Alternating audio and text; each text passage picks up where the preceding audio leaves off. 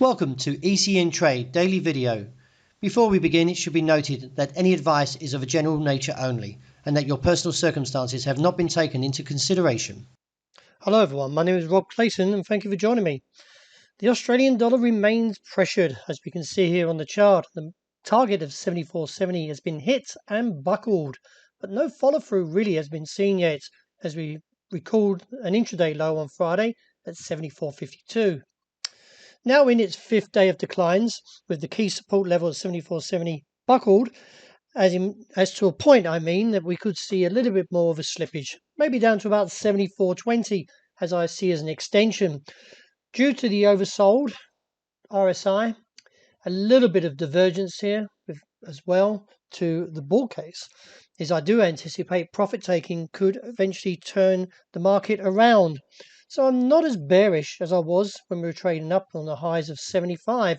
But that being said, we're only, as mentioned, 40 odd points away from the base and reassess from 74.20. Looking at the euro, well, the 118.60 target has been taken out and now gives room for a further slide to the support level of 117.50, along with its being the objective, with an ADX supporting a positive signal. We are oversold, but the MACD is negative.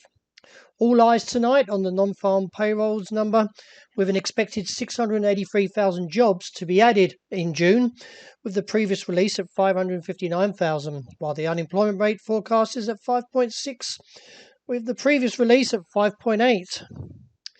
In the meantime, though, investors have grown less concerned that the Federal Reserve will raise interest rates to ward off higher inflation. Another one sign of rebounding economy was that the number of people filing for unemployment benefits fell to 364,000 last week. That's from 415,000 a week earlier, marking a new pandemic low. So from the technical aspect, and along with that, is the dollar index, which measures the greenback strength against a basket of 6 major currencies, has struck a new high of 92.60, which was last recorded in early April. Now, I did say, and I have been for all this week, that we are looking for the US dollar to eventually reach a target of 93.60. With the euro weighted at 57.6, you can see that from that view is that it should get down to its objective, which I'm calling, as I said earlier, at 117.50, and reassess from there. To some surprise, as we're looking at this channel, that the market is broken above that 111.25 resistance and posts a fresh 15-month high. From that, the market can actually squeeze a little bit high, that is, and look up towards the region of 112.20. But as you can see, the RSI is a little bit overbought. The only reason why I'm giving it a little bit of an extension here is due to the ADX holding to a positive signal and therefore could see that move. It'd be interesting to see if it can sustain, though. I feel the market may actually step in. When you look at the weeklies, you can see this high was clearly rejected back in March 20, should I say, and therefore could see a rejection from there and look back towards the support around 110.80-90. The call for sterling has reached its target. For this week, I was highlighting at 137.40-45 could be reached. And that, given from if you count the days here, into the 7th day, we've reached that target, being the low of 137.43.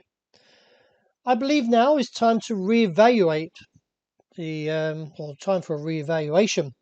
And the fact is that we are oversold. However, with that being said, with the ADX showing a very strong trend to the bear case, that the fact is we could see a little bit more of a slide beneath 137.40. So I've added an extension to 136.80. However, that would put the RSI on extreme lows. A little bit of a choppy play when it comes to the sterling yen, but nevertheless, I'm still holding the view that we are looking at 152 figure 10. If the sterling leg does continue to be weak, and if we soon see the yen weakness turn around, then that would see this cross currency fall a little bit lower. To some surprise, we closed over 1,773 this morning, but no big moves were seen. And from where we are, I'm a little bit concerned that this actually could fail. However, going from the call, the close above 1,773 has given merit to the upside to a target of 1,800. However, I don't add a very strong or very confident on that call.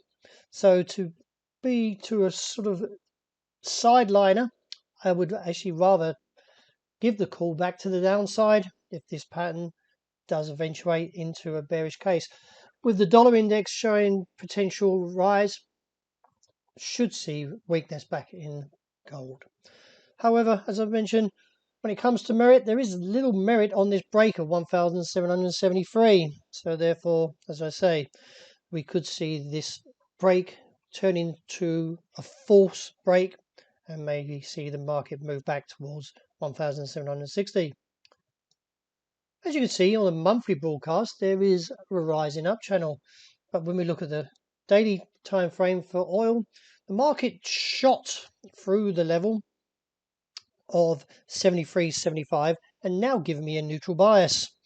While OPEC is still trying to sort out their differences after the meeting came to no decision, and the fact is the market got a little bit nervous. Because if OPEC can't reach an agreement, it rises the possibility that crude will surge higher maybe and add to mounting inflationary pressures in the global economy. Let's see how the market plays out, if it's an overshot or not. I will say one thing though, is that if we look at this broader picture, I do see a high around 77.60.90 if this pattern continues.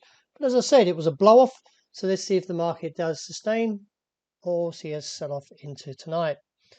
Either way, I'd rather be neutral and just like to evaluate just a little bit more to get some assessment. Well, that wraps it for today. Thank you very much for joining me. So keep an eye on non-farm payrolls tonight. It could be an interesting mover for all markets. And enjoy the rest of the day.